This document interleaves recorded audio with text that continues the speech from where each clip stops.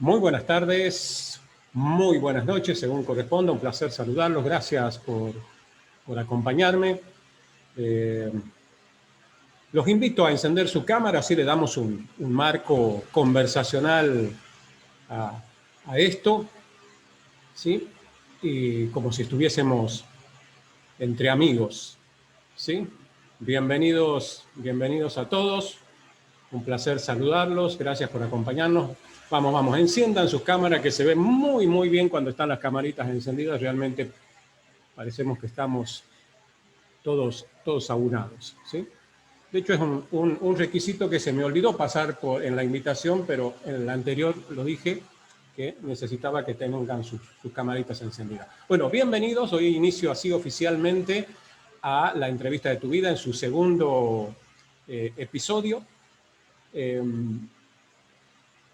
Nuestro entrevistado de hoy, nuestro invitado especial de hoy, saben que esto se hizo pensado en, de alguna manera,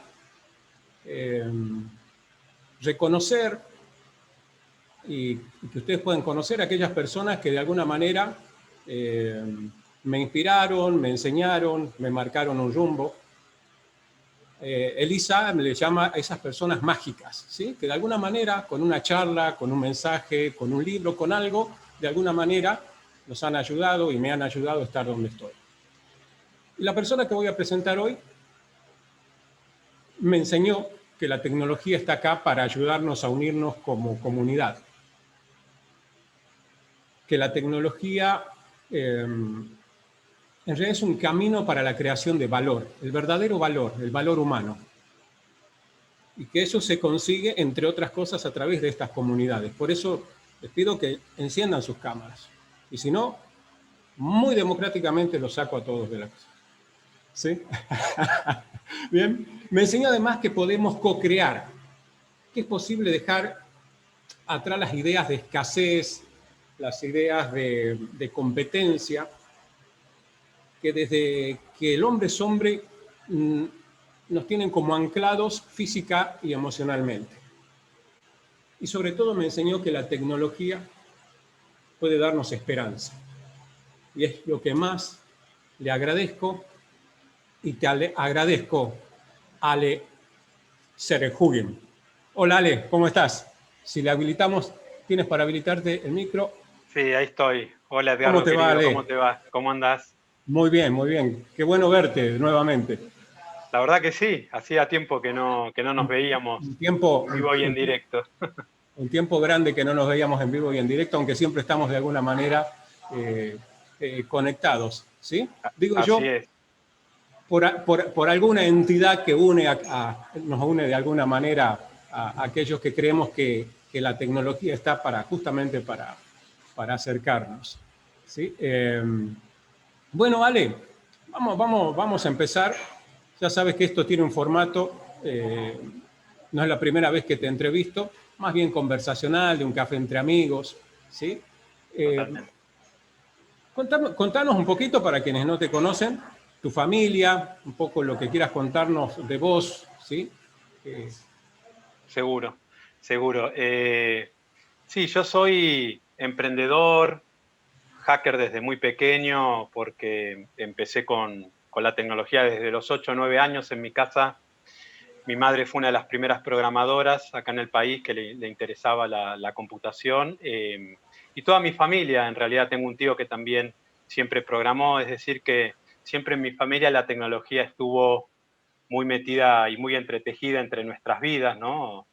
Pensá que yo en este momento cumplí 48 años, así que desde los 8 años, hace 40 años que estoy con algún tipo de dispositivo computadora cerca. Así que sería como un nativo digital, ¿no? Eh, Ah, y siempre en mi familia, desde muy pequeño, éramos una clase media trabajadora, ¿no? Y siempre me tocó mucho el tema de la pobreza y la desigualdad, ¿no? A pesar de que en casa muchas veces hacían faltas cosas y nos costaba mucho llegar a fin de mes. También recuerdo la primera vez que mi mamá siempre se las ingeniaba para hacernos divertidos los fines de semana, a pesar quizás de no tener un dinero para hacer algo de entretenimiento. Entonces, siempre recuerdo de muy chico un viaje en subterráneo, que fue la primera vez que viajé en subterráneo, en metro, para las personas quizás que no están en la Argentina, es más común el nombre, y en ese momento conocí la pobreza, ¿no? De cara a cara, ¿no? Un niño y una niña como yo, de mi misma edad, subiendo al subterráneo, ¿no? Te estoy hablando hace más de 40 años, ¿no? En Buenos Aires, la ciudad de Buenos Aires, de donde soy, donde vivo, y pedían dinero, ¿no? Y ahí fue la primera vez que le pregunté a mi mamá, ¿por qué estos niños piden dinero, ¿no? ¿Para qué sirve, no? Entonces mi mamá me contó, para comprar cosas. Y le digo, ¿por qué yo no pido dinero? Me dice, bueno, porque vos me tenés a mí que te cubro las necesidades que podés tener, bien o mal, las trato de cubrir, ¿no? Y los vi a esos niños que eran como yo y estaban sin asear, tenían ropa por ahí que tenían agujeros y demás, y bueno, ahí me chocó y empecé a entender el valor, ¿no? El valor de tener alguien que te proteja, de tener una familia que te pueda proveer cuando vos no podés. Y bueno, ahí empecé un poco a pensar en todo esto desde muy pequeño. Y ahora, bueno, tengo una familia, 2 hijos, de 18 y 14 años, una esposa, Luciana, muy cariñosa, muy buena, y bueno, vamos ahí disfrutando un poco del paso por este mundo, ¿no? Por cierto, Luciana tiene un proyecto muy interesante que voy a hacer una mala jugada. Te voy a comprometer en vivo a que en algún momento la tengamos a Luciana acá en la entrevista de tu vida. ¿Sí? Si está por ahí, mandale saludos, ¿sí? Pero Bueno. nos va a encantar tenerla acá porque sé que, bueno, de hecho, muchas de las cosas que vamos a hablar hoy seguramente tienen que ver con, también creo que están muy alineados uno con otro con respecto a lo que piensas, ¿no? De la realidad, de las comunidades, del propósito y muchas cosas de esas. Ale, y hay una parte, algo muy, que esto no lo había charlado con vos, pero te escuché en una entrevista que te hizo Leo Piccoli y me pareció muy revelador, ¿sí? Primero, muy interesante la entrevista, está por ahí, se la recomiendo porque es la mirada de un economista hablando de estas cosas ¿no? Y por un momento lo notaba como muy sorprendido con lo que Ale planteaba, que ya vamos a entrar en ese tema. Pero te quería que nos cuentes un poquito eso, sobre ese viaje como futbolista a Estados Unidos, ¿sí? Yo tengo dentro de mí, no sé si sabías, pero también como un futbolista frustrado, creo que como muchos de los argentinos, ¿sí? Claro. Y me generó algo muy especial esa historia y sí, te quería pedir que nos la cuente, así te vamos conociendo un poquito más. ¿Cómo no? Sí, como te decía antes, Edgardo, siempre tuve ese pensamiento hacker, ¿no? De ver las cosas diferentes, ¿no? De ver la realidad, no conformarme con lo que me dicen, y cuando hay un sistema que me parece que funciona mal, los hackers somos pensamiento hacking, cualquiera puede serlo, ¿no? Sos muy curioso y querés ver realmente si algo que te parece que no funciona, ver la esencia de cuál es el problema y tratar, por supuesto, de solucionarlo. Es como un desafío, ¿no? Cada uno, obviamente, lo desafían diferentes cosas. Y en ese pensamiento, desde muy pequeño, pensá que yo me crié con hiperinflación, me crié con... Salíamos de una dictadura muy, muy cruenta en la Argentina, yo lo sufrí mucho de chico en la escuela primaria, me iba muy mal en la época que acá estaban los militares, como les faltaba empatía, justamente en la escuela era todo de corte militar. Yo soy un ser muy empático, necesito mucho de la sociabilidad, de estar con gente, y me afecta mucho lo que le pasa a la otra persona, ¿no? Lo siento muy profundo. Entonces me iba mal, y cuando vino la democracia fue como un shock para mí, ¿no? Me acuerdo que hice política muchos años, tenía 9 años, y me quedé escuchando la radio, escuchando a ver cómo terminaba la votación entre Alfonsín y Luder.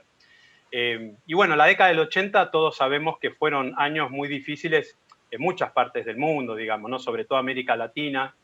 Y bueno, ante esta falta de perspectiva de la vida, yo ya en tercer año me preguntaba a mí mismo, ¿no? Digo, ¿qué voy a hacer cuando termine el secundario? ¿No? La verdad que nada me motivaba. Yo estudiaba comercial en el Carlos Pellegrini y digo, ¿qué voy a terminar? Salgo del secundario, empiezo la universidad y soy cadete en una gran empresa, ¿no? No había otra visión. Y yo me rebelaba contra eso, no quería hacer eso. Digo, tiene que haber algo más. Y entonces yo tenía habilidad para el fútbol, tenía habilidad para el básquet también, por supuesto, una habilidad normal, nada del otro mundo, pero en el fútbol yo era número 2, era defensor central y me venían a buscar a casa para ir a jugar torneos, jugué en el equipo del colegio, entonces empecé a buscar una beca en los Estados Unidos. Yo había viajado a los Estados Unidos con 14 años, me había juntado durante 2 años la plata para el pasaje, ¿no? Ahorrando el poco dinero que me daban para las golosinas y para comprarme algo después del colegio mis padres, y fui ahorrando, y junté la mitad del pasaje y conocí a Estados Unidos y me había maravillado en su momento. Así que bueno, empecé a buscar una beca y digo, me voy a estudiar a Estados Unidos. Y las becas que había en ese momento, piensen, década del 80, fines de los 80, no había internet, me compraba la guía mundial de becas que salía cada mes en los kioscos, me acuerdo que esperaba el día, iba tachando en el calendario para poder comprarlo, y así, buscando durante más de un año, año y medio, encontré una beca en Hawái por fútbol.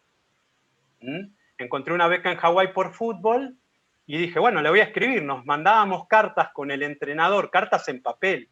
Yo le enviaba la carta y hasta que el entrenador la miraba y me la contestaba pasaban 2 meses. Claro. Así que bueno, te la hago corta, me empecé a cartear y me pidió un video. Me pidió un video para ver cómo jugaba. Y bueno, tuve que armar un partido entre mis amigos, lo llamé a mi tío, que en ese momento era el único de los que tenía videocámara. Tuvimos que transformar el video a formato NTSC de PAL-N y mandé un videocassette por correo, ¿no? Y bueno, así fue la cosa, que al final nos terminamos carteando y terminé viajando a hacer una prueba a Hawái para una beca. Me tuve que preparar, esto ya fue en el año 94. Me tuve que preparar, me preparé donde se entrenó Sorín antes de viajar de River a la Juventus, donde Maradona se había entrenado para el Mundial 94. Y fui, y bueno, fue una gran experiencia, gané media beca, no una beca completa, gané media beca, me quedé 6 meses ahí entrenando, jugando, y al final ahí descubrí internet, y la verdad que vi que el fútbol, por más que me gustaba y todo, era un gran desafío, pero no me motivaba tanto, no me llenaba, es como que había hecho el desafío y lo había cumplido, así que luego volví a la Argentina, terminé mi carrera y ya empecé como emprendedor con tecnología, con internet. Es decir, que ahí pude como descubrir la internet y gracias a eso me empecé a volcar más como emprendedor tecnológico hacia internet. Bien. Y ahí en ese mundo es donde nos conocemos, mucho tiempo después, por supuesto, de esto, ¿no? Pero de hecho creo que a pesar de que sos más, no tanto, pero más joven que yo, ¿sí? Tenías muchos más años cuando te conocí, hace 7, 8 años, que calculo que fue, ya tenías mucho más recorrido que yo en el mundo emprendedor, que yo venía de otro palo, como decimos acá, aunque ya tenía mi recorrido como emprendedor. Y ahí, Ale, ¿qué aprendizajes o qué desafíos, qué mentores encuentras ahí en el mundo emprendedor? ¿Cuáles fueron esos desafíos y qué te ayudó a ir resolviéndolos? ¿Sí? Cuando yo te conocí tenías una empresa de SEO muy exitosa, muy innovadora, ¿sí? Que ya vamos a llegar a eso, pero contame esto que te estoy preguntando sobre los desafíos. Claro, bueno, como les decía, yo no quería trabajar en una empresa, realmente no me veía motivado para tener un patrón, digamos, no me motivaba el trabajo tradicional. Entonces me puse como emprendedor, empezamos a hacer sitios web con mi hermano en el año 94, 95, cuando volví de ahí. Nos fue relativamente bien, si bien no hacíamos dinero, aprendimos mucho, hicimos como 20 sitios web en los albores de internet, digamos, en la Argentina. Me acuerdo que teníamos que conectarnos por módem y te cobraban por minuto la conexión, el dial-up. Por minuto pagábamos. Llegamos a pagar el equivalente a $500 en un mes de cargo de conexión, ¿no? Así empezamos, imagínate, haciendo sitios web como monotributista, no sé qué era en esa época. Y bueno, después fuimos avanzando. En el año 96 me ofrecen irme a España a montar una empresa de internet desde cero como cofundador, así que viajo a Madrid. Era una conocida de mi madre que sabía que yo trabajaba muy bien con todo eso.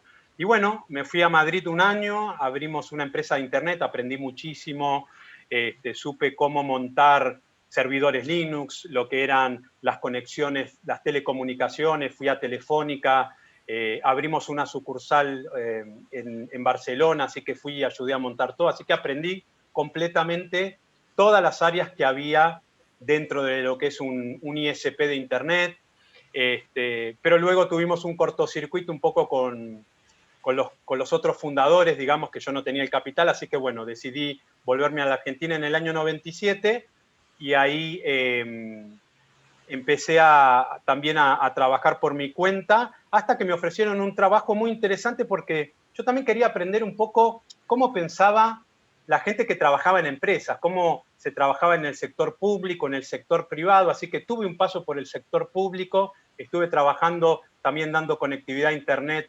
en una institución y trabajando en eso un poco para conocer desde adentro cómo era. Después de ahí me fui a la empresa SAP en el año 98, donde empecé a trabajar todo con marketing en internet, marketing digital. Hice bastante carrera allí entre el 97 y el 2000, empezando en Argentina y después pasando a América Latina, hasta que en el 2001, en plena crisis, me ofrecen un trabajo en Nueva York. Así que viajo a Nueva York y trabajo a nivel global para la empresa SAP en el hub de marketing digital, donde aprendí muchísimo y fundamos el área de SEO. Fundamos el área de SEO con el que era mi jefe, con el que me contrató, que hoy es un área que ya tiene trabajando, por supuesto, SEO, optimización en buscadores y redes sociales a más de 50 personas. Nosotros fuimos, digamos, los pioneros, los intrapreneros ahí.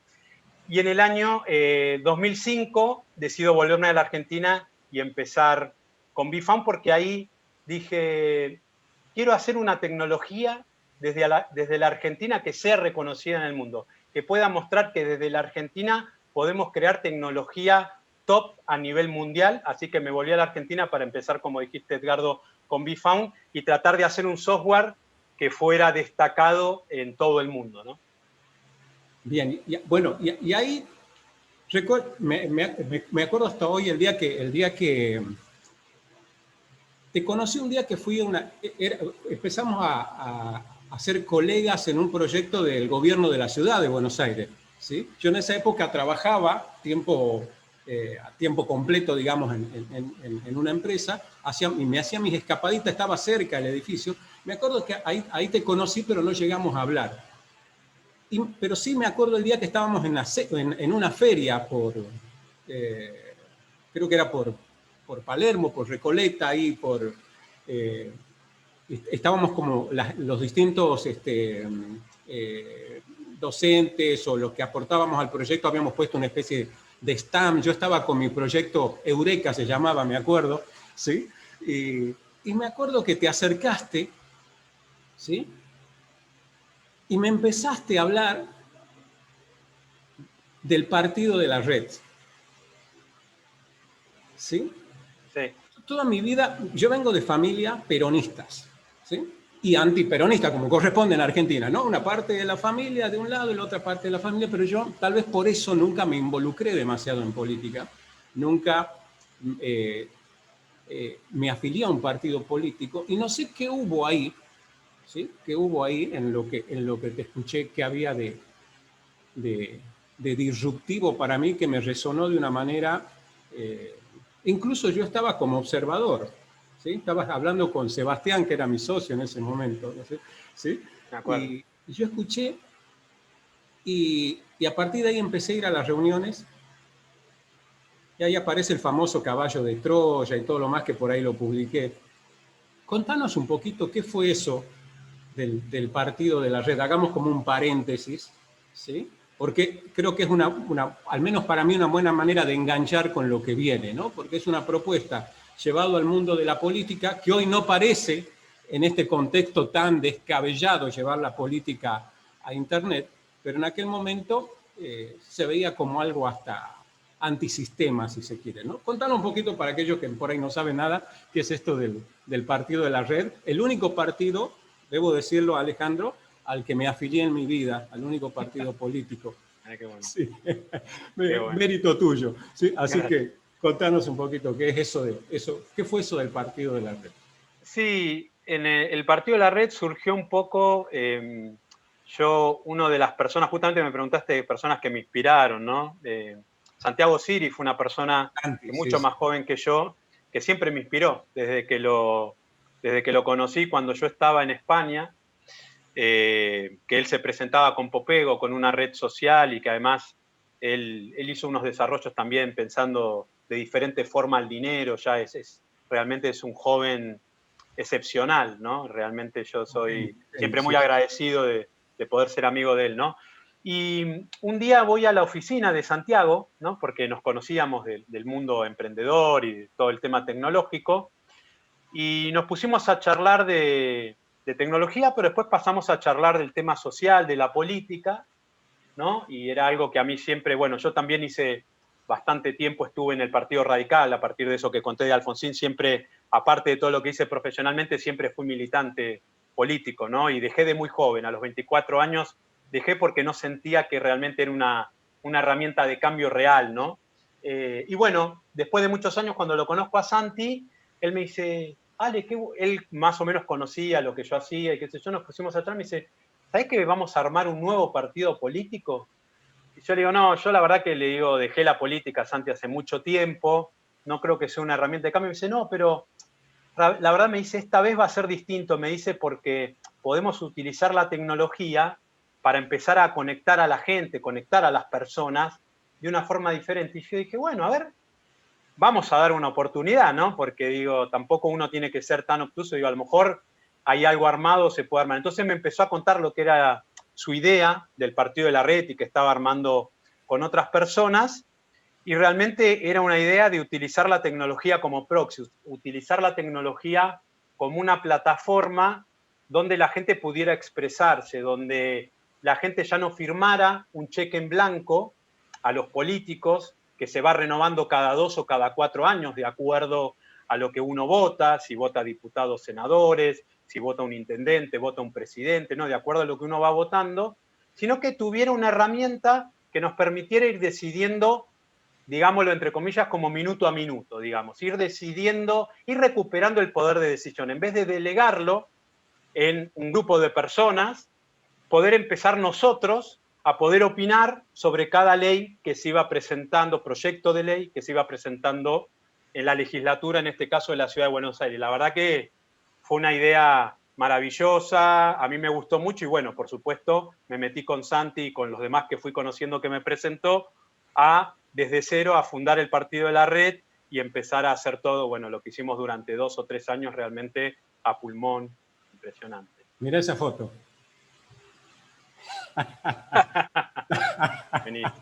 ¿Te acordás de ese día? ¿Sí? Sí, por ahí no me reconocen a mí, ¿sí? Estoy ahí con pelo, acá.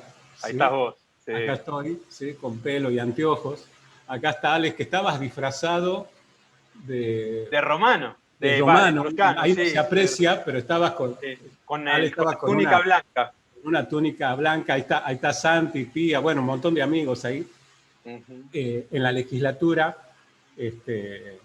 Nos atendieron en la puerta, quiero decir, casi.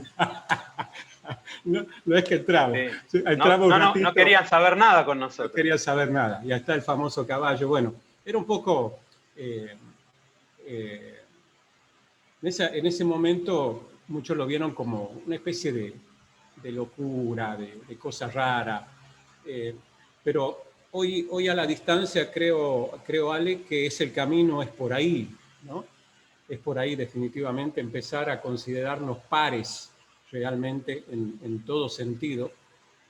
Y quiero que nos metamos ya un poco en esta filosofía que yo la empiezo a descubrir y te soy honesto, todavía no termino de vislumbrar todo su potencial, pero hay algo que me tira de una manera como aquella vez que te escuché hablar de pares y del partido de la red y de hackear la política. Hay algo que me resuena muy dentro de todo esto, ¿Y cómo enganchamos acá con la economía FI? Y contanos un poquito qué es esto. ¿Es una filosofía? ¿Es una tecnología? ¿Qué es esto? Sí, a mí, como te decía, hice BeFound, hice un algoritmo espectacular, realmente del 2005 que regresé en el 2013. Nos fuimos honrados en una premiación en los Estados Unidos, en Las Vegas, por pares nuestros, por gente que trabajaba en SEO, es decir, los jurados eran empresarios y personas que trabajaban de eso, ¿no? Y fuimos la única empresa que era no norteamericana. Y Para los éramos, me que por ahí acuerdo, no conocen mucho del tema, si explicamos rapidito y sí, fácil, explicamos ¿qué que es SEO. SEO? SEO ¿sí? SEO es básicamente los trabajos que uno tiene que hacer en un sitio web para aparecer bien arriba en el buscador como Google, en los resultados gratuitos, los que no hay que pagar, ¿no? Entonces Google maneja unas 250 variables aproximadamente, tiene más de 10.000 ingenieros que se la pasan todo el tiempo mejorando ese algoritmo para ver qué calidad de sitio tiene que poner en el primer lugar para que el usuario consuma, ¿no? Y gracias, obviamente, a ese algoritmo ha podido construir la empresa que hoy tiene. O sea, realmente el algoritmo es el corazón central de Google para poder tener los ingresos que hoy tiene y haber desarrollado la inteligencia artificial, todas las cosas que ha hecho. Entonces, yo lo que hice básicamente, quise democratizar el acceso al SEO. Cuando yo volví de Estados Unidos y cuando yo vi con SAP cómo muchas empresas norteamericanas no funcionaban tan bien, pero como conocían tanto de marketing digital, nos ganaban empresas de la Argentina. Entonces yo lo que quise hacer fue volver y darle una herramienta a las pymes argentinas para que pudieran, por ahí por 200, 300 pesos por mes de ese momento, poder competir a escala mundial, con e-commerce y todo. Por supuesto, era mucho antes que todo esto, pero realmente lo hice por eso, ¿no? Pero cuando gano ese premio y realmente el algoritmo que hemos hecho, que funcionaba como el de Google, y pensaba solo, porque a mí me decían, Alejandro, ahora me decía un cliente, ¿cómo hago para que el algoritmo me dé 100%? Y le digo, no sé, porque el algoritmo funciona solo, uno lo puede crear, pero después, de acuerdo a las variables y a los inputs que uno le da un resultado que lo analiza propiamente, es la base de la inteligencia artificial, ¿no? Entonces, cuando yo hice eso, me quedó un sabor amargo, porque dije, esto está buenísimo, gasté muchos años de mi vida y mucho trabajo, muchas pruebas, pero digo, pero esto ayuda a marketing. Y inclusive esto puede ayudar a empresas que destruyan el medio ambiente o a empresas que no traten bien a sus empleados y empleadas. Digo, entonces ahí, que más o menos era por el 2013, 2012, dije, ¿qué pasa si hago un algoritmo que pueda, y ahí conecté con mis 5 años, ¿no? Dije, ¿qué pasa si hago un algoritmo que pueda acabar con la desigualdad y la pobreza? Que las vuelva obsoletas, ¿no? Porque ese es el pensamiento de hacker. Vos no luchás contra algo, porque la lucha contra algo nunca se termina. Nunca se termina. Y siempre hay perdedores y ganadores. Entonces digo, pero si vos volvés algo obsoleto, es que hiciste un sistema nuevo que toda la gente adopta y el viejo ya deja de tener sentido. Entonces dije, bueno, ¿qué pasa si hago un algoritmo donde la pobreza y la desigualdad ya no existan porque dejan de tener sentido? Así que ese fue mi desafío mental para empezar a buscar lo que es hoy economía FI. Una economía que nos permita salir de la lógica de escasez, que es la lógica de la lucha por la supervivencia, donde siempre va a haber ganadores y perdedores, a una lógica de la abundancia, donde todos somos pares y donde realmente como las cosas están abundantes, en el largo plazo hasta el dinero dejará de tener sentido. Así Ale, que suena utópico, suena sí. fantasioso, pero bueno, la realidad, desde que empecé en el año 2016, empieza cada vez más a ir carreteando para ese lado. Sí, te escucho, Edgardo. ¿Y podemos dar algún ejemplo concreto de esta economía que podamos ver hoy? Sé que ya hay, pero para que podamos, que se le llama también economía colaborativa. No sé si estoy bien enfocado. Sí, en realidad, a ver, yo no inventé sí un algoritmo, pero en realidad lo que tiene también la capacidad del hacker es de integrar un sinnúmero de tecnologías y cosas que están ocurriendo y enfocarlas, direccionar toda esa fuerza hacia un propósito, hacia un objetivo. Entonces, yo fui tomando cosas de la economía colaborativa y un montón de economías nuevas que se llaman nuevas economías inclusivas y sustentables. Tenemos la economía sagrada, tenemos la bioeconomía, tenemos la economía naranja. Bueno, te puedo nombrar 20, 25 diferentes economías, y yo lo que hice al ver todas esas economías es que le faltaba la tecnología. Justamente muchas veces es por desconocimiento, porque en general los economistas no son amigos de la tecnología. En general hay muchas cosas, digamos, lo que llamamos de negocios, entre comillas, que realmente se alejan, ni que hablar de los bancos, ¿no? Que hoy los bancos se han transformado y dicen que son empresas de tecnología cuando sabemos que fueron lo antitecnológico siempre. Todavía hay bancos que funcionan con COBOL, que es un idioma totalmente arcaico. Entonces, hoy como se están quedando sin negocio, venden que son empresas tecnológicas, ¿no? Pero digo, faltaba la tecnología, y como yo estudié economía y administración de empresas y fui programador desde muy pequeño, soy especialista en algoritmos, dije, bueno, vamos a unir las dos cosas y vamos a dar, que fue lo que vos me preguntaste, Economía Fi es una plataforma de pensamiento económico, pero también, además de ser teórico, es práctico, te explica cómo vos podés realmente meterte en esta nueva economía que ya está funcionando, porque es algo de muchos grupos, de muchas comunidades que vienen trabajando sobre esto. Yo le agrego una capa más lógica y de cómo empezar a unir todo y poder escalarlo muy rápidamente, digamos, ¿no? Pero estos son movimientos y cosas que vienen sucediendo aparte hace más de 30, 40 años. El movimiento, si querés, cyberpunk, tenés el movimiento del software libre, el movimiento del open source, del código abierto, son cosas que vienen ocurriendo desde, digamos, de forma anónima y no en un nivel que todo el mundo conoce, pero que ahora con la aparición del Bitcoin y la blockchain, de pronto podemos salir muy rápidamente a generar este gran valor para toda la humanidad, ¿no? Yo creo que estamos en un cambio de era, en un momento histórico sensacional. Ale, ¿y cómo se accede? ¿Cómo una persona común accede a esta tecnología, a esta plataforma? ¿Cómo puede beneficiarse de este algoritmo? Bueno, en realidad el algoritmo se va a implementar, digo, yo ya lo he creado, pero por lo que yo veo de cómo todo viene avanzando, se va a implementar, se puede implementar en una criptomoneda en particular y se puede implementar en todas las criptomonedas del mundo al mismo tiempo, que es un poco el corolario de lo que yo propongo que quizás ocurra dentro de 10, 15, 20 años, no lo puedo saber, ¿no?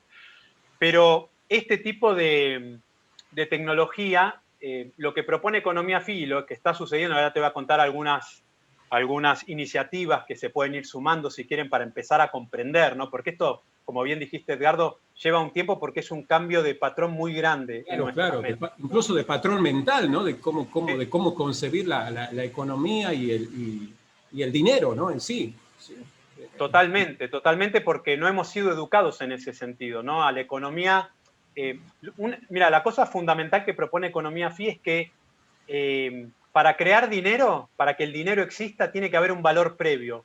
No podemos crear dinero como crédito y luego rezar de a ver si porque creamos dinero como crédito y se lo prestamos a las personas o empresas correctas, de pronto va a haber una inundación de valor en todo el mercado. No pasó nunca, porque realmente pensar así es pensamiento mágico.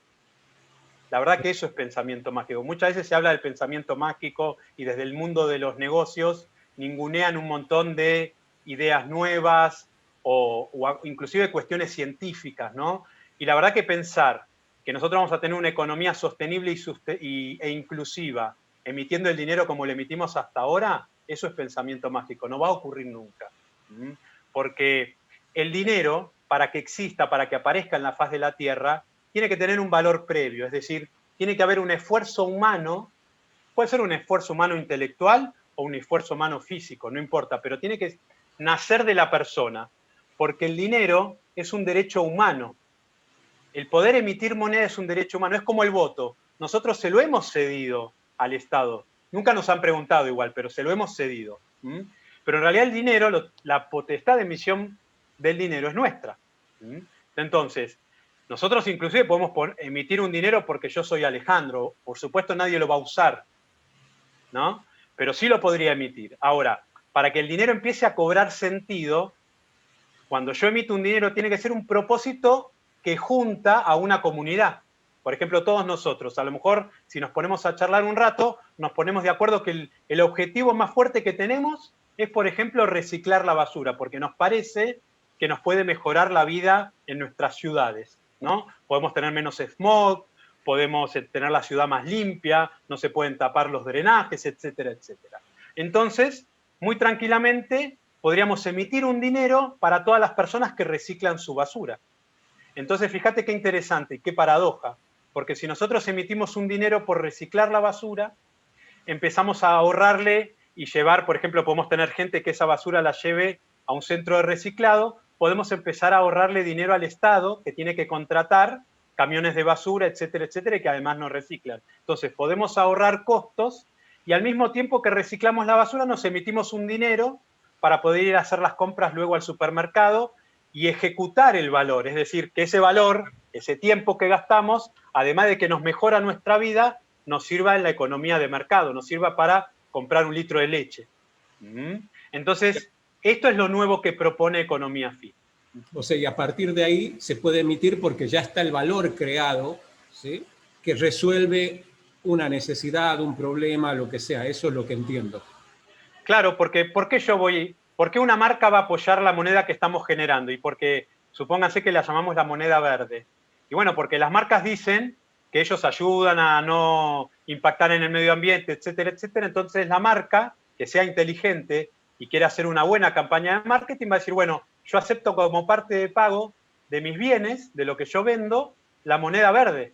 Porque además esto resuelve otro problema. Nos genera ingresos de forma directa a las personas, que este es uno de los grandes problemas que hoy tienen todos los estados, que muchas veces se emite el dinero para tratar de crear empleos en el mercado, cuando la realidad es que cada vez va a haber menos empleos en el mercado porque la lógica de las empresas y de cómo funciona el mercado es tratar de bajar costos y ser más eficientes. Y en esa ecuación el ser humano es ineficiente, es la realidad, ¿no? Nosotros vamos envejeciendo, tenemos familia, tenemos que ir a un acto de un niño o una niña, tenemos que hacer esto, tenemos que hacer los otros, nos enfermamos, ¿no? Ni que hablar ahora lo que fue la pandemia. Entonces, es lógico y está bien que sea así, que se trate de bajar el trabajo humano en el trabajo del mercado. Entonces, ¿qué vamos a hacer nosotros de nuestras vidas? ¿En qué nos vamos a emplear, Edgardo? Y ahí, Ale, ¿cómo juega todo esto de las tecnologías? Por ejemplo, la tecnología, la inteligencia artificial, la robótica. ¿Cómo juega con el concepto de trabajo, de empleabilidad, que es lo que a mucha gente hoy le genera miedo, ¿no? Incertidumbre? Es decir, nos van a reemplazar los robots, cada vez vamos a necesitar, vamos a tener menos trabajo. ¿Cómo pueden impactar estas nuevas tecnologías, este nuevo concepto económico, cómo puede impactar beneficiosamente en nosotros? Mira, la Organización Internacional del Trabajo en su último reporte dice que el 70% de la humanidad está disconforme con el trabajo que hace. O sea, los que tienen la suerte de trabajar están disconformes con el trabajo que hace. Es decir, si le dieran a elegir y no tuvieran que hacer lo que hacen para ganarse el dinero día a día, no harían eso. Entonces, yo creo que el miedo está más que nada en no tener un ingreso que en perder el trabajo. El miedo está en otro lado, es decir, cómo me gano el pan día a día, pero no si pierdo mi trabajo o no. Entonces, lo que ocurre con esto que está pasando con el mundo de las criptomonedas y con esto que plantea Economía Fi es que nos vamos a empezar a emplear. Lo que pasa es que la palabra empleo ya es una asimetría de poder. La palabra empleo, hay alguien que me lo da. Lo mismo que los presidentes, el presidente nos da algo, entonces le rendimos pleitesía al presidente, después le ponemos el nombre a una calle, ¿no? Entonces, en realidad lo que cambia el concepto de trabajo, y que además la palabra trabajo, como lo cuento en una charla TED que hice la investigación, viene de una herramienta de tortura, del tripalium, que se usaba en la antigüedad, primero para sujetar a los caballos y a las vacas y marcarlos, como que eran de propiedad de la persona, y después se lo utilizó para los esclavos, para sujetarlos y azotarlos cuando no hacían bien su trabajo. Después, con la venida de la revolución industrial y el trabajo en las fábricas, que al inicio eran jornadas agotadoras y trabajaban tanto varones como mujeres y niños y niñas, hasta que después vinieron los derechos de los trabajadores, cuando pasaba eso alguien dijo, bueno, esto es trabajo, porque asemeja a eso, es sufrido, es algo que realmente nadie quiere hacer. Facundo Cabral, nuestro gran filósofo y querido cantautor argentino, una vez dijo, hacía un simbolismo entre dos personas que se encontraban y decían, mire si será malo el trabajo que nos pagan por hacerlo, ¿no? Si sería bueno, lo haríamos como voluntarios, ¿no? Como en una ONG, como mucha gente hace. Entonces, el gran cambio es ese, es pasar de trabajos que antes estaban en el mercado y que está muy bien que la inteligencia artificial los vaya reduciendo. Va a necesitar igual personas, Edgardo, y lo que hace es, la inteligencia artificial ayuda a las personas a hacer mejor su trabajo, pero por supuesto, donde se necesitaban 10, ahora se necesitan 2. ¿Está bien? Lo mismo que la robótica también. Entonces se va reduciendo la necesidad de personal y al mismo tiempo la población sigue creciendo. Entonces lo que estamos haciendo es crear una nueva esfera de valor de ocupaciones humanas. Algo que nos motiva, algo que nos apasiona. Por ejemplo, a mí, no digo que me apasione reciclar la basura, pero es algo que me motiva a hacer, porque sé que estoy haciendo algo que nos permite vivir mejor. Si yo ando en bicicleta en vez de andar en automóvil para no contaminar, y también me motiva porque además me siento mejor. Si yo me la paso haciendo ejercicio físico, además, me siento mejor. Y hoy hay criptomonedas que te premian, que se crea el dinero por eso. Entonces, cuando yo utilizo un dinero que creó una comunidad porque todos andan en bicicleta, uso un dinero que yo sé que lo generó alguien que anduvo en bicicleta y que eso ayudó al cambio climático. Yo veo que hay miles de millones de monedas de bicicleta, quiere decir que hemos reducido los gases que enviamos a la atmósfera de manera espectacular el día de mañana. Si yo uso una moneda que alguien generó porque se generó su propia energía solar para consumo en su casa, primero que salió de la lógica de la tarifa. Yo ya no tengo que pagar una tarifa por luz, no tengo que conseguirme un empleo para pagar la cuenta de la luz. Genero energía solar para mí mismo y me generan una criptomoneda que se llama SolarCoin, que existe desde el 2014, y con eso puedo ir y comprarme algo, una leche o algo en el mercado. ¿Se entiende? Entonces, volvemos obsoletos las tarifas, podemos volver obsoleta la inflación, podemos volver obsoleta la especulación. Son cosas que se están empezando a pasar. Y de hecho ya hay muchas criptomonedas que funcionan en este sentido. Yendo a un nivel ya filosófico, como para ir cerrando la idea, yo lo que capto, y me corriges, Ale, es que estamos acostumbrados primero a trabajar sin propósito. O sea, trabajamos porque, bueno, ¿sí? Hay que trabajar, no hay otra, es como estamos programados, ¿sí? De alguna manera. Y eso nos hace perder de vista la creación de un genuino valor. ¿Sí? Entiendo yo que si empezamos a confiar uno en el otro, así como hoy confiamos en que el presidente va a hacer tal cosa, en que los políticos, o como confiamos que, muestro porque lo tengo a la mano, que esta monedita alguien, o sea, en realidad es un pedazo de metal, ¿sí? No es más que eso. O sea, simplemente yo estoy confiando que tiene algún valor y el que me la recibe está confiando, ¿sí? Que otro se la va a recibir a cambio de eso. Digo, si empezamos, así como confiamos en símbolos, si empezamos a confiar uno en el otro, podemos empezar a generar un valor y podríamos en algún momento emitir nuestra propia moneda. Eso es lo que me queda a mí. Ale, dime dónde estoy bien orientado y dónde no, pero es lo que me queda a mí de lo que estuvimos charlando. Seguro. Esto acaba un poco con la territorialidad, ¿no? Con esto de yo soy argentino, la otra persona es colombiana, la otra persona es de Estados Unidos. Empezamos a crear valor, no importa dónde estemos en cualquier parte del mundo, pero nos une un propósito, ¿no? Que acá, además, una de las conversaciones que nos debemos como humanidad es qué objetivos, qué propósitos tenemos como grupo humano, como humanidad, ¿no? ¿Qué es lo que nos motiva? Yo creo que los objetivos del desarrollo sostenible nos tienen que motivar mucho porque son como la señal de que nuestra forma de vida y otra forma de vida, muchas ya nos las hemos llevado puestas lamentablemente, pero peligra nuestra forma de vida en el largo plazo en este planeta, ¿no? Entonces, digo, tenemos que empezar a pensar en propósitos, Edgardo, y entonces las ocupaciones tienen que estar atadas a propósitos, no ya a ver si me empleo con una empresa que me genere un ingreso más o menos bien y esté 8, 10, 12 horas trabajando. Eso ya es obsoleto.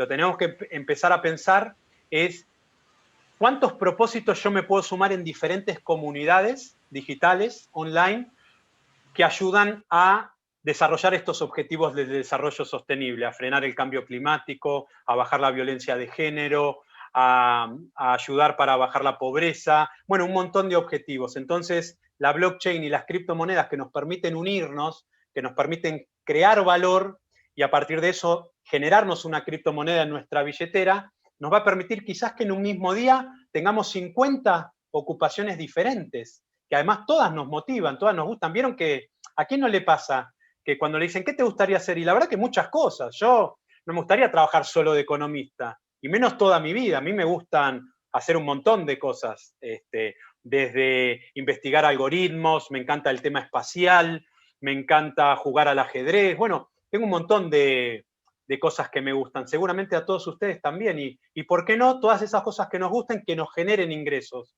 Porque eso agrega valor.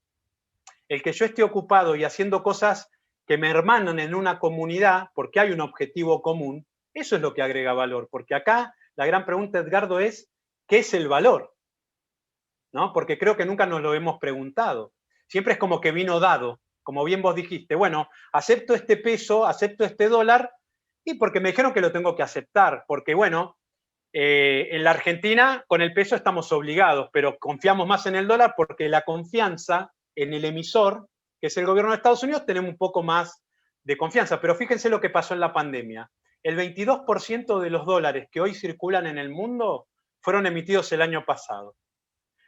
¿Por qué se creen que subió tanto el Bitcoin? Porque un montón de empresas empezaron a pasar sus dólares a Bitcoin. Entonces, fíjense, lo que por ahí antes pasaban en nuestros países, en Sudamérica, en la Argentina, en otros países, con tanto de la emisión monetaria que tanto se criticaba, en Estados Unidos han hecho estragos el año pasado. Inclusive, fíjense qué paradoja, el dólar se evaluó más contra el Bitcoin que el peso argentino contra el dólar. Digo el peso porque muchos somos argentinos y además fue el que más se devaluó el año pasado. Entonces, digo, todo es relativo. Todo es relativo, todo hay que... Y no crean en lo que yo les digo, siempre los hackers decimos, vayan e investiguen, no me crean a mí. Yo solo les muestro una hipótesis, les cuento algo, vayan y compruébenlo. Y esto está pasando, entonces creo que está muy bien como lo definiste, Edgardo. El dinero ya ni lo crea Dios, ni lo crea un banco central, y además que como es crédito solamente lo reciben varones blancos. Fíjense que el top de los 25 billonarios son todos varones blancos norteamericanos y de Europa.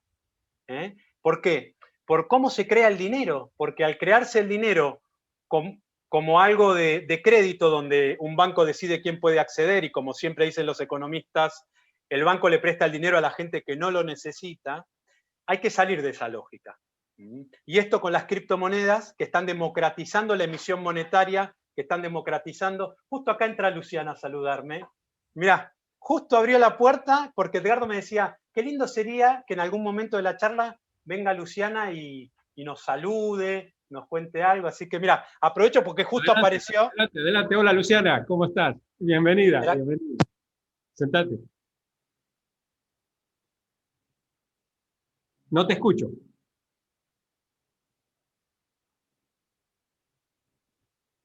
Acá sí, mejor. Ahora sí. Ahora sí me escuchan. Ahora sí. Hola. ¿Cómo te va? Qué gusto verte. Bien, muy bien. ¿Qué tal? La saludaba a todos y a todas. ¿Cómo están?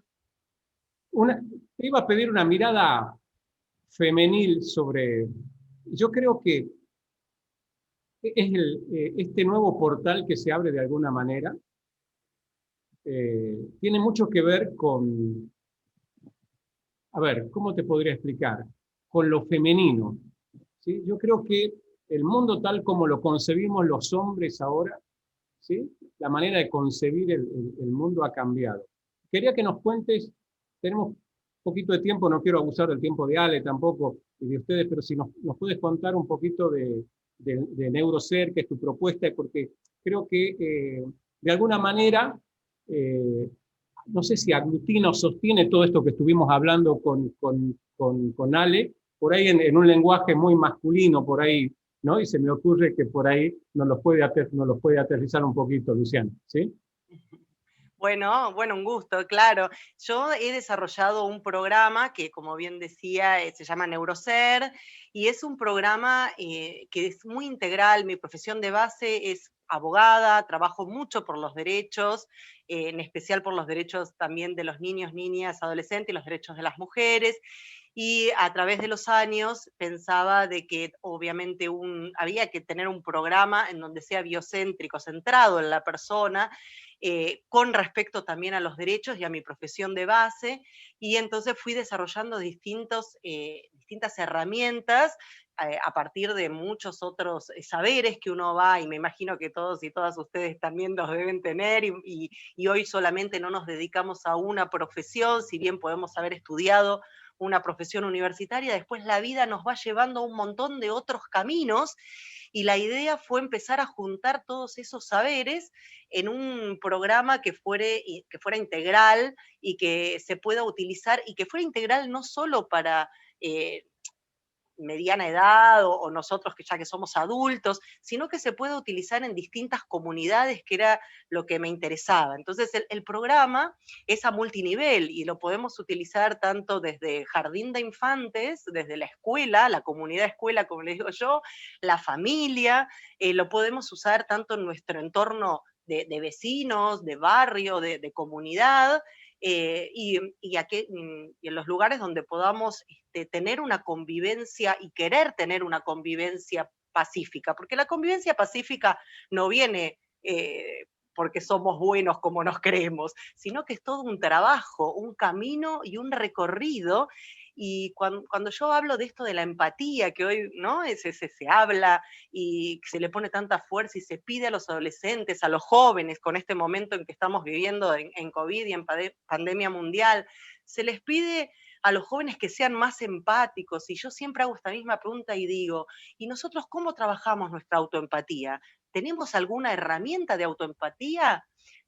¿Trabajamos día a día para nuestra autoempatía? Porque no podemos pedir al otro lo que no tenemos. Y entonces nos pasa esto que hoy vemos a nivel mundial reflejado: por qué los jóvenes salen, por qué hacen sus fiestas clandestinas, por qué no tienen un poco de más sensibilidad con respecto a esto que está pasando.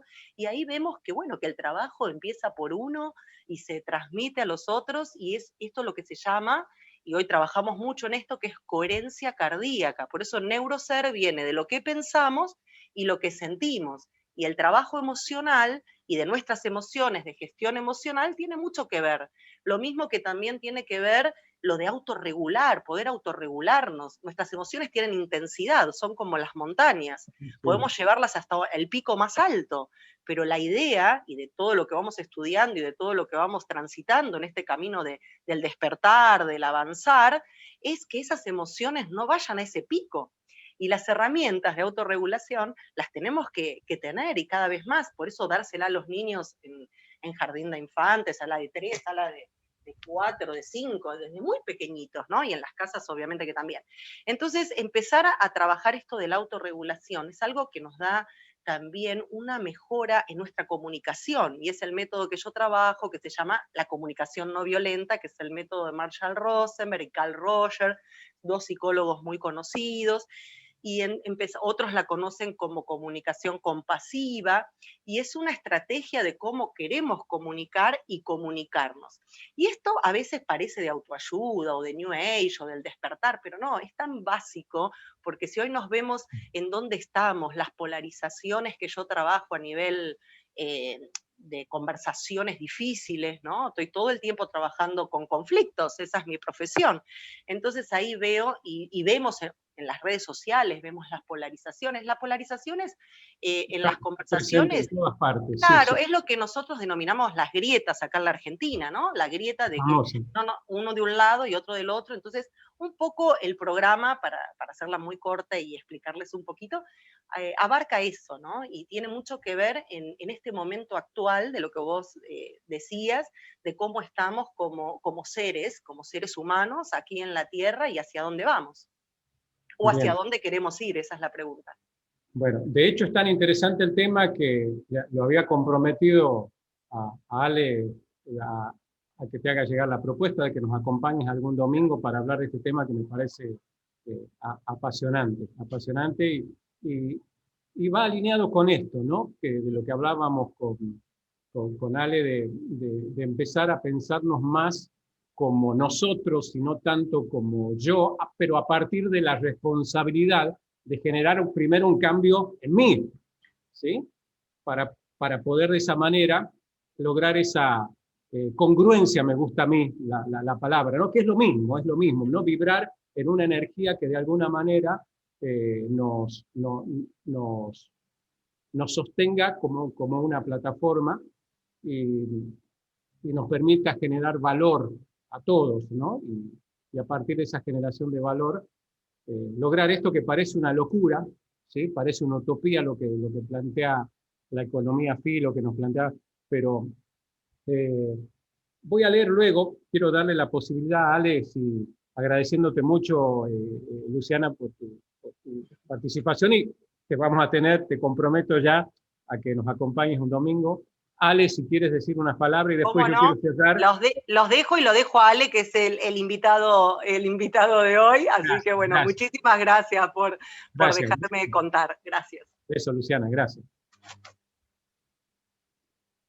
Sí, la verdad que Edgardo me gustó mucho lo que dijiste sobre el final y un poco engloba lo que es economía FI de pensarnos como que nosotros tenemos un gran poder como seres humanos, ¿no? Y eso conlleva una gran responsabilidad que no estamos teniendo, que no hemos tenido nunca, sobre todo con los seres que son más débiles que nosotros, ¿no? Que tiene que ver con la biodiversidad, con el planeta Tierra, que también es un ser vivo, que no es más débil que nosotros, en nuestra casa, y tenemos que cuidarla. Entonces, me parece que tenemos que empezar a pensar en que somos parte de un todo, y que sin ese todo nosotros no podemos vivir porque nos vamos a extinguir realmente, ¿no? Necesitamos no solo de los otros seres humanos, sino también de toda la biodiversidad y que el equilibrio, ayer leí un reporte de que realmente analizaba la vida en la Tierra, porque en tantos otros planetas que hemos descubierto, que hay billones y billones,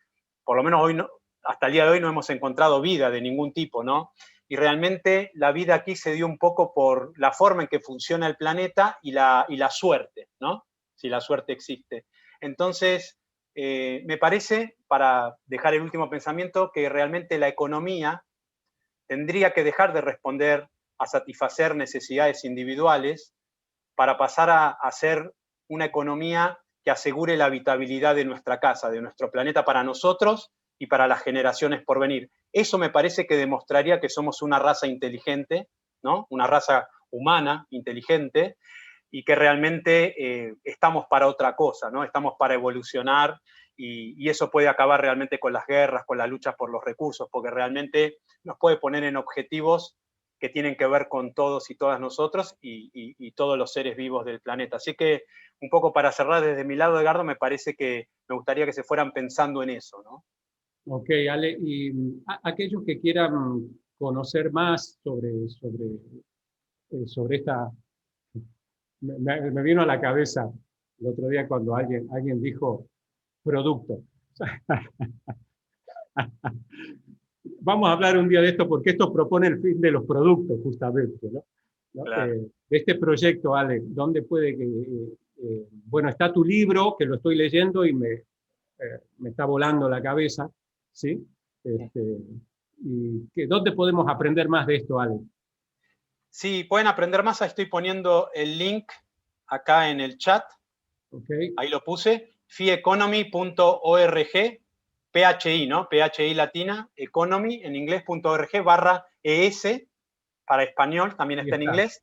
Y ahí hemos desarrollado un centro de recursos para los que todos se quieran empezar a meter, no solo en la economía FI, digo, en el mundo de las criptomonedas, que está haciendo este cambio, está democratizando la emisión monetaria, empezando a crear el dinero con un valor previo. Por supuesto, de economía FI han salido proyectos también de ese estilo. Por ejemplo, hace 2 años que estamos trabajando una emprendedora en la moneda para la mujer, una moneda que realmente vaya contra la violencia de género, que pueda ayudar a que no siga existiendo, a reconocer todo el trabajo, estas ocupaciones que han hecho las mujeres por milenios, ¿no? Bueno, y así un montón de cosas. Entonces, ahí tienen un centro de recursos gratuito, la mayoría de las cosas se pueden bajar sin costo, he buscado especialmente justamente, y hay mucho del mundo cripto que justamente no cobra porque estima que el conocimiento es para compartirlo, no tiene que haber una traba de si uno tiene un ingreso o no. Mi libro también está gratuito. Y bueno, ahí pueden encontrar un montón de cosas de inteligencia artificial, de criptomonedas, pueden aprender lo que es el open source, bueno, innumerable cantidad de informaciones, así que visítenlo, que si les interesó esta charla, y van a tener más para poder comenzar en este mundo. Genial, Ale. Voy a leer algo que, con tu permiso, que lo tuve que cercenar porque es un artículo muy interesante. Encontré por ahí que lo escribiste vos, y voy a leer una partecita de algo que es más largo, que empieza: vivimos en un mundo de reglas y cada vez más. Voy a leer una partecita final. Dice: obviamente que hablabas de todo esto, escribías en realidad, Alejandro, sobre todo esto, y dice así al final: al escribir esto pienso en utópicos como Leonardo da Vinci o Julio Verne, quienes soñaron cosas que eran imposibles en su realidad, pero que luego se cumplieron porque ellos se inspiraron. Mahatma Gandhi, Martin Luther King y John Lennon, otros grandes que crearon paz y la imagen de un mundo utópico, sin fronteras ni divisiones entre los humanos, que algún día también llegará. El tema es verlo, sentirlo como propio, vivirlo, amar ese cambio por uno mismo, por nuestros seres queridos, por nuestro entorno, por aquellos que están por venir.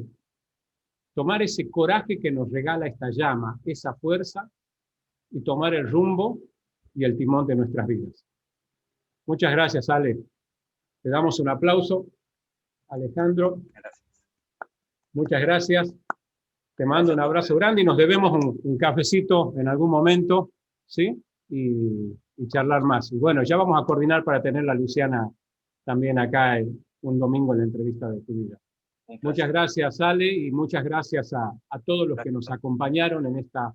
Se hizo la hora un poquito más. Gracias, Ale, gracias a todos.